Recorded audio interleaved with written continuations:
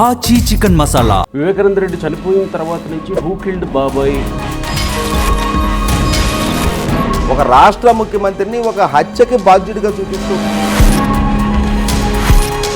చంద్రబాబు నాయుడు ప్రోద్బలంతో మా చిన్నాయన్ని చంపించారు అని, డబ్బుకు లొంగకపోతే నిన్ను చంపేస్తామని బెదిరించారు. అసలు సిసలు దోషులని ఇంకెవరో కాపాడుతున్నారు అన్న అనుమానం ఇవాళ ప్రజల్లో బలపరుస్తుంది. నమస్తే, తెలుగు న్యూస్కి స్వాగతం. అప్సన్ రాజేష్ గారు ప్రముఖ రాజకీయ సామాజిక విశ్లేషకులు ఉన్నారు మనతో. నమస్కారం రాజేష్ గారు. నమస్కారం. వివేకానంద రెడ్డి హత్య కేసు 7 ఏళ్ళు గడిచింది నిన్నటితోటి. మార్చి 15, 2026తో 7 ఏళ్ళు గడిచిపోయింది.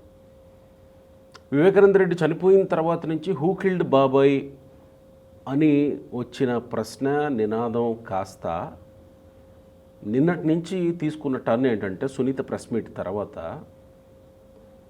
సిబిఐ చెప్పింది విని రాసుకొని పోవడమేనా, తాను సొంతంగా పరిశోధించి లోపలికి వెళ్ళి శోధించేది ఏమీ లేదా అనే నినాదం నిన్నటి నుంచి మొదలైంది. దాంతోపాటు సునీత నిన్న అంటుంది, ఎవరినో కాపాడడం కోసం ఇక ఈ కేసుని ముగించేసిందా సిబిఐ అనే ప్రశ్నలు కూడా ఆమె లేవనెత్తుతుంది. ఒకవేళ ఎవరినో కాపాడాల్సి ఉంటే సిబిఐకి ఏంటి, ఆ ఎవరు అని మాట్లాడుకోవాలా, ఇంతకుముందు మాట్లాడుకున్నదే కదా అని అనుకోవాలా?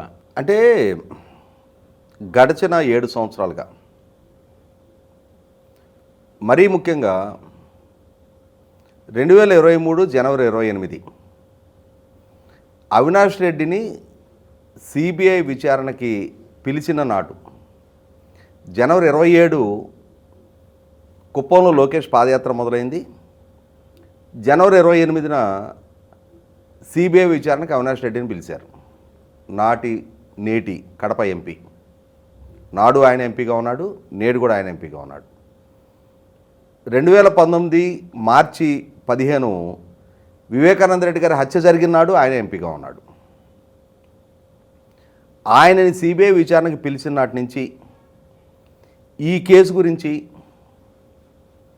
బహుశా నేను అనుకోవటం, ఇంత సుదీర్ఘ చర్చ వివిధ ప్లాట్ఫామ్స్ మీద, ఒకవైపు డాక్టర్ సునీత గారు ఆమెకు మద్దతుగా ఆ కేసులో అసలు సిసలు సూతదారులు పాతదారులు నిగ్గు తేల్చబడాలి, ఎవరో చట్టం ముందు దోషులుగా ఎక్స్పోజ్ కావాలి అని చెప్పని ఆమెకు మద్దతుగా మాట్లాడే నాలాంటి వాళ్ళం కొన్ని వందల మంది, కొన్ని వేల సందర్భాల్లో ఈ అంశం చర్చనీయాంశంగా మారింది. అదే క్రమంలో సరిగ్గా 7 సంవత్సరాల క్రితం, అంటే 2019 మార్చి 16, ఇవాళకి 7 సంవత్సరాల క్రితం, మార్చి 15 వివేకానంద రెడ్డి గారి హత్య జరిగితే మార్చి 16న నారాసుర రక్త చరిత్ర అని చెప్పని సాక్షిలో చంద్రబాబు నాయుడు గారే ఈ హత్యకి సూత్రధారి అని చెప్పని ఆయన చేతిలో ఒక కత్తి పెట్టి ఆయన్నే హంతకుడుగా హత్యకి సూత్రధారిగా చూపిస్తూ ఒక బ్యానర్ ఐటెం రాసిన తీరు. చంద్రబాబు నాయుడు గారు సాదాసీదా వ్యక్తి కాదు. ఆ బ్యానర్ ఐటెం రాయబడ్డ రోజు ఆయన రాష్ట్ర ముఖ్యమంత్రి. ఒక రాష్ట్ర ముఖ్యమంత్రిని ఒక హత్యకి బాధ్యుడిగా చూపిస్తూ ఒక కథనం రాసే నాటి నుంచి ఈ రోజు దాకా ఒకవైపు డాక్టర్ సునీత గారికి మద్దతుగా మాట్లాడుతున్నాం మనలాంటి వాళ్ళందరం, రెండో వైపు ఈ కేసు గురించి ఎన్ని సార్లు పిల్లి మొక్కలు కుప్పిగంతులు జగన్ అడ్డుకో, మా చిన్నాయన్ని చంద్రబాబు నాయుడు ప్రోద్బలంతో ఆదినారాయణ రెడ్డి, బీటెక్ రవి సూత్రధారులుగా ఈ హత్య చేయించారు అని చెప్పని సంఘటన జరిగినాడు ముందు దాన్ని సహజ మరణంగా ప్రసారం చేశారు. అది సహజ మరణం కాదు, హత్య అని చెప్పని నిర్ధారణ అయిన తర్వాత దాన్ని తెలుగుదేశం పార్టీకి, చంద్రబాబు నాయుడు గారికి, అక్కడ స్థానిక తెలుగుదేశం నాయకత్వానికి ఆపాదించారు. ఎన్నికల్లో దాన్ని ఒక ప్రచారాస్త్రంగా చేసుకున్నారు, సానుభూతి రప్పించుకున్నారు. కుటుంబం జగన్మోహన్ రెడ్డి గారు, ఆయన తల్లి విజయలక్ష్మి గారు, ఆయన చెల్లెలు షర్మిల గారు గల్లీ తిరిగి ప్రచారం చేశారు. చంద్రబాబు నాయుడు ప్రోద్బలంతో మా చిన్నాయన్ని చంపించారు అని చెప్పాను. రేపు మాకు అధికారం వస్తే సిబిఐ విచారణ చేపిస్తామన్నారు. అధికారం వచ్చింది. ఆ ఒక్కటి తప్ప అన్నట్టుగా సిబిఐ విచారణ ఒకటి తప్ప జగన్మోహన్ రెడ్డి గారి ప్రభుత్వ హయాంలో కేసుని నీరు కార్చే ప్రయత్నం చేస్తున్నారు అని చెప్పని సిబిఐ విచారణకు డిమాండ్ చేసిన జగన్మోహన్ రెడ్డి గారు సిబిఐ విచారణ అడక్కపోగా అప్పటి వరకు సీనియర్ ఐపీఎస్ అధికారులతో జరిపిన విచారణని నీరుగార్చారు అని చెప్పని డాక్టర్ సునీత గారు స్వయంగా హైకోర్టుని అప్రోచ్ అయ్యి సిబిఐ విచారణ ఆదేశాలు పొందారు. సిబిఐ విచారణ చేయించారు. నిన్న ఆమె మీడియాకి చెప్పిన విధంగా 7 సంవత్సరాలు పోరాడి అలసిపోతున్నా కానీ సిబిఐ విచారణ ముగిసింది అని చెప్పని చెప్తుంది. సిబిఐ విచారణ ముగిసిందా ముగించబడిందా అని చెప్పని నేను కూడా గతంలోనే చాలా సందర్భాల్లో నేను ఈ ప్రస్తావన తేవడం జరిగింది. సుప్రీంకోర్టుకి సిబిఐ విచారణ ముగిసింది అని చెప్పని గతంలోనే అఫిడవిట్ వేసిన సందర్భంలోనే విచారణ ముగిసిందా ముగించబడిందా, ఎందుకు విచారణ ముగిసింది అంటున్నారు. రెండో పక్క డాక్టర్ సునీత గారు చాలా ప్రశ్నలు లేవనెత్తా ఉన్నారు. వేటికి ఇప్పటికి ఒక లాజికల్ కంక్లూషన్కి తీసుకురాగదగ్గ సమాధానాలు రాబట్టకుండానే విచారణ ముగిసిందని చెప్పని ఎలా చెప్తారు? అంటే 7 సంవత్సరాల కాలం గడిచిపోయింది కాబట్టి అని చెప్పని నిజం నిగ్గు తేల్చకపోయినా సమయాన్ని సాగ్గా చూపించి కాలాతీతం అయింది కాబట్టి అని చెప్పని మరి నిజాలు నిగ్గు తేల్చాల్సిన బాధ్యత అవసరం లేదు అని చెప్పని విచారణ ముగించేస్తారా? అసలు 7 సంవత్సరాలు ఎందుకు తీసుకోవాల్సి వచ్చింది టైం? ఎందుకని ఇంత కాలాతీతం ఈ విచారణ చేస్తూ వచ్చారు? మనకి పదే ఒక ఇంగ్లీష్ కొటేషన్ చెప్తూ ఉంటారు, justice delayed is justice denied అని చెప్పని. అంటే ఇక్కడ న్యాయం దక్కించడంలో కాలయాపన జరిగింది కాబట్టి న్యాయం నిరాకరించబడింది అనేది వాస్తవరూపంగానే అర్థం చేసుకోవాలా? ఆ క్యాప్షన్ నిజమేనని చెప్పని మనందరం కూడా భావించాల్సిన పరిస్థితి ఈ కేసు విషయంలో జరుగుతూ ఉంది కదా. నిన్న సునీత గారు కూడా పదే చెప్తున్నది అదే. కాల్ లిస్టుల గురించి ప్రస్తావన రాగానే అసలు మూలాల్లోకి ఎందుకెళ్ళి విచారణ చేయటం లేదు? గతంలో సిబిఐ నమోదు చేసుకున్న వాళ్ళ దృష్టికి వచ్చిన స్టేట్మెంట్ ప్రకారం ఉదయం 6:30కి పిఏ కృష్ణారెడ్డి వివేకానంద రెడ్డి గారిని కలవటానికి వెళ్ళినప్పుడు అతని ద్వారా వివేకానంద రెడ్డి గారి మరణానికి సంబంధించిన వాస్తవ సమాచారం లోకానికి తెలిసింది అని చెప్పని 7:13 గంటలకు అది సహజ మరణంగా సాక్షిలో ప్రసారం చేయబడింది అని చెప్పని. కానీ 7:12 సునీల్ యాదవ్ ఆ కేసులో అక్యూజ్డ్గా ఉన్న అతని తమ్ముడు అర్జున్ రెడ్డి అనే అతనికి ఈ సమాచారాన్ని చాటింగ్ ద్వారా పంపించాడు అని చెప్పని. ఇదే క్రమంలో సరే 6:30కి పిఏ కృష్ణారెడ్డి ద్వారా వెలుగులోకి వచ్చిన తర్వాత దాని గురించిన సమాచారాన్ని అతను చాటింగ్లో పంపించాడు అనుకుందాం.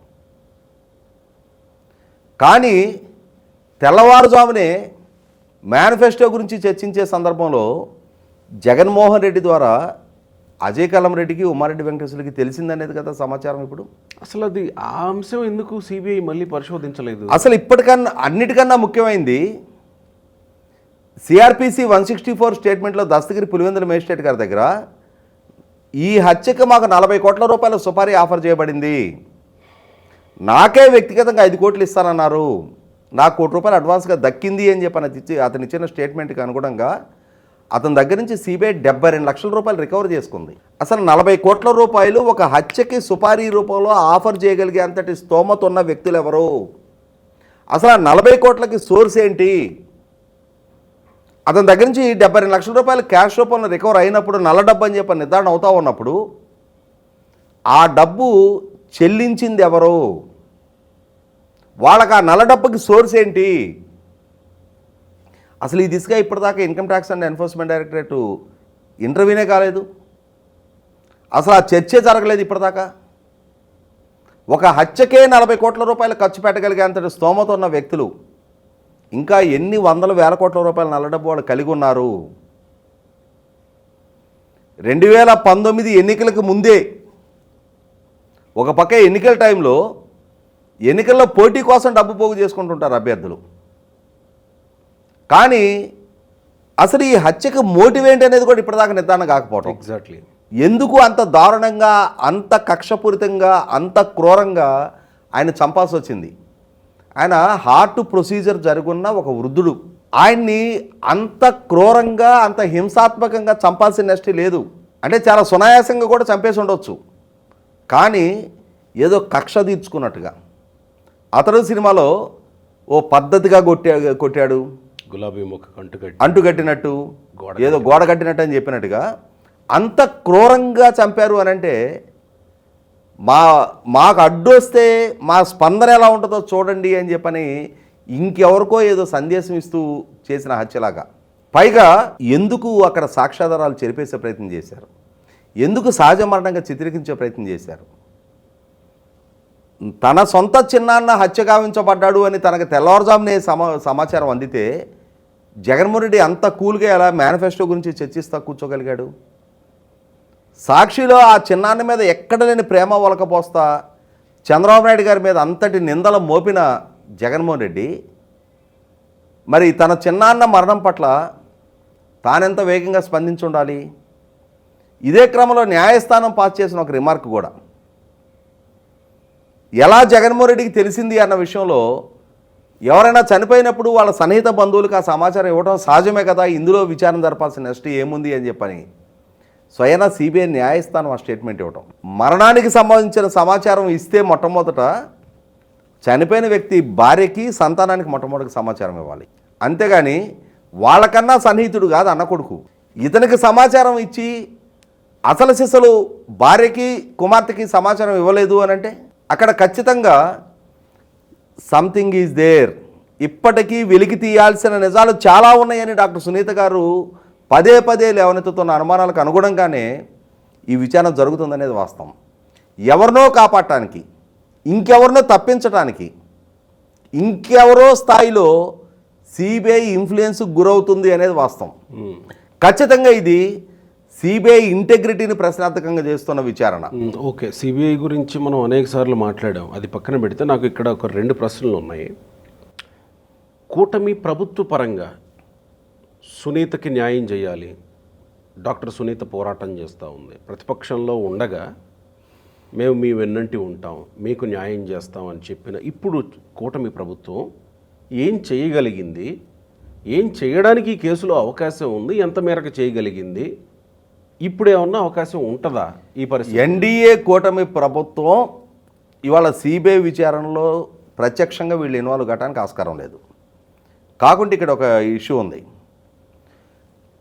కేసులో అక్యూజ్డ్గా ఉన్న దేవిరెడ్డి శివశంకర్ రెడ్డి కొడుకు డాక్టర్ చైతన్యారెడ్డి, అతను అక్కడ జిల్లా జైలు అధికారులని ప్రభావితం చేసి మెడికల్ క్యాంపు పేరిట జైల్లోకి వెళ్ళి అక్కడ వైద్యం పేరిట దస్తగిరి దగ్గరికి వెళ్ళి దస్తగిరిని అయితే ప్రలోభ పెట్టాడు, ప్రలోభాలకు లొంగకపోతే బెదిరించాడు అని చెప్పని దస్తగిరి ఇచ్చిన ఫిర్యాదు మేరకు ఇప్పటికే నాడు జైలు సూపరింటెండెంట్గా పనిచేసిన అధికారి మీద చర్యలు తీసుకున్నారు, కేసు నమోదు చేశారు.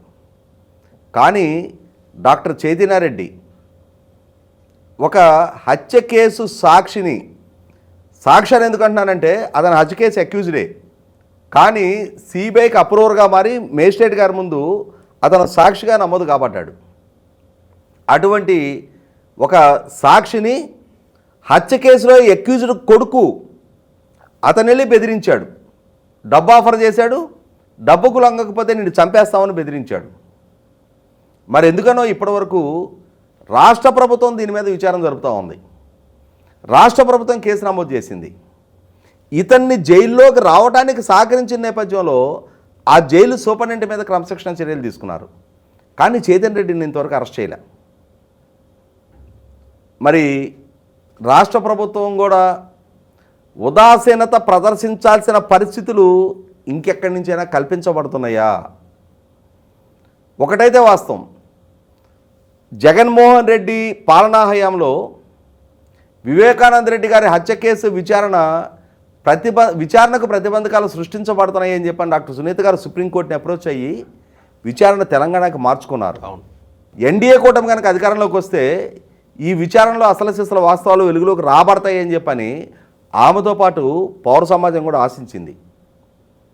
కానీ ఎన్డీఏ కూటమి అధికార బాధ్యతలు చేపట్టిన 21 నెలల తర్వాత కూడా ఇప్పటికీ కూడా ఇంకా ఆ కేసులో అసలు సిసల వాస్తవాలు వెలుగులోకి రాలేదు. అసలు సిసల వాస్తవాలు వెలుగులోకి రాకుండా విచారణను ముగిస్తున్నారు అన్న సమాచారం ఖచ్చితంగా అసలు సిసలు దోషులని ఇంకెవరో కాపాడుతున్నారు అన్న అనుమానం ఇవాళ ప్రజల్లో బలపరుస్తుందో. రైట్. దీంతోపాటు నాకున్న చివరి ప్రశ్న ఏంటంటే, దీంట్లో చివరిదే, ఇక సిబిఐ కూడా ముగిసిందని చెప్పిన తర్వాత చివరిది నేర విచారణ ముగిసింది, న్యాయ విచారణ మొదలవబోతుంది. A8 అవినాష్ రెడ్డి చివరిగా సాక్ష్యాధారాలను చెరిపేసిన కేసులో A8గా అవినాష్ రెడ్డి చేర్చబడ్డాడు. అంటే ఈ కేసు అవినాష్ రెడ్డి వరకే ఇక ఆగిపోతుందా అనేది ఒక ప్రశ్న అయితే, ప్రజా కోర్టు ఏమి తీర్పిస్తుంది అంటే, ప్రజా కోర్టు అంటే అదే ప్రత్యేకంగా లేదు, ప్రజలు ఎట్లా నమ్ముతున్నారు దీన్ని? మీకున్న సమాచారం మేరకు రాష్ట్ర ప్రజలు దీన్ని ఎట్లా నమ్ముతున్నారంటే, న్యాయస్థానంలో ఇంకా జరగాల్సి ఉంది, కానీ ప్రజా కోర్టు ఏమి నమ్ముతుంది? ఈ కేసు అవినాష్ రెడ్డి వరకే క్లోజ్ అయిపోతుంది. అంటే ఎన్నికలకు ముందు ఈ వివేకానంద రెడ్డి గారి హత్య ఎలా జరుగుండొచ్చు అని చెప్పని వివేకు అనే పేరుతో ఒక యూట్యూబ్ సినిమా వచ్చింది. అది థియేటర్స్లోనో ఓటీటీలోనో ఎక్కడ రిలీజ్ కాల, యూట్యూబ్లోనే కొన్ని యూట్యూబ్ ఛానల్స్ వాళ్ళు పోస్ట్ చేశారు. అది అలా పోస్ట్ చేసినప్పుడు నాకున్న సమాచారం మేరకు నాకు బాగా తెలిసిన ఒక యూట్యూబ్ ఛానల్లో సుమారుగా 10 మిలియన్ల వ్యూస్ వచ్చినాయి ఆ సినిమాకి. అంటే సుమారు 1 కోటి మంది ఆ సినిమాను చూశారు. వివేకానంద రెడ్డి గారి హత్య ఎలా జరిగుండొచ్చు అని ఇవాళ డాక్టర్ సునీత గారు అనుమానం వ్యక్తం చేస్తున్నారో, ఆ అనుమానాలని బలం చేకూరుస్తూనే ఆ సినిమా నిర్మాణం కూడా జరిగింది. కాబట్టి ప్రజలకు ఒక స్పష్టత ఉంది కాబట్టి 2019 ఎన్నికల్లో లక్షల ఓట్లతో నెగ్గిన అవినాష్ రెడ్డి ఈసారి కొద్ది వేలకు పరిమితం అయ్యాడు. 50-60 గత ఎన్నికల్లో 1,00,000 పైగా మెజార్టీతో నెగ్గిన జగన్మోహన్ రెడ్డి కూడా ఈ ఎన్నికల్లో 60,000 మెజార్టీకి పరిమితం అయ్యాడు. అయితే ఇక్కడ గమనించుకోవాల్సింది, బహుశా శర్మ గారు ఇండిపెండెంట్ అభ్యర్థినిగా, కాంగ్రెస్ పార్టీ అభ్యర్థినిగా ఆమె పోటీ చేయకుండా ఉండున్నట్టయితే అవినాష్ రెడ్డి గెలుపు కూడా అక్కడ ఖచ్చితంగా ప్రశ్నార్థకం అయ్యి ఉండేదని నేను అనుకుంటున్నా. కాబట్టి ప్రజలకైతే ఎవరు సొత్తదారులు ఎవరు పాతదారులు అనేది ఒక స్పష్టత ఉంది. కాకుంటే శంకులో పోస్తే కానీ తీర్థం కాదు. కాబట్టి విచారణ సంస్థ విచారణ చేసి ఛార్జ్షీట్ ద్వారా దాన్ని న్యాయస్థానం దృష్టికి ధృవీకరించాల్సిన అవసరం ఉన్న నేపథ్యంలో ఆ దిశగా అయితే అసలు సిస్సల వాస్తవానికి కోతవేటు దూరంలోనే ఆ రిపోర్టు వాళ్ళు సబ్మిట్ చేస్తున్న ఛార్జ్షీట్లు ఉన్నాయి. కాబట్టి సక్సెస్ఫుల్గా డాక్టర్ సునీత గారు వ్యక్తం చేస్తున్న అనుమానాలకు బలం చేకూర్చే విధంగానే అసలు సిస్సలో నిజాలు నిగ్గు తేలకుండానే వివేకానంద రెడ్డి గారి హత్య కేసు విచారణ ముగించబడింది. అదే నేను అంటున్నా, అవినాష్ రెడ్డి వరకేనా, ఇంకేమన్నా విచారణలో ఏమన్నా వచ్చే అవకాశం ఉంటుంది? విచారణే ముగిసిన తర్వాత ఇంకా దాని మీద ఇంకా ఫర్దర్గా ఎవరి ప్రమేయం గురించి ప్రస్తావించడానికి ఆస్కారం లేదు.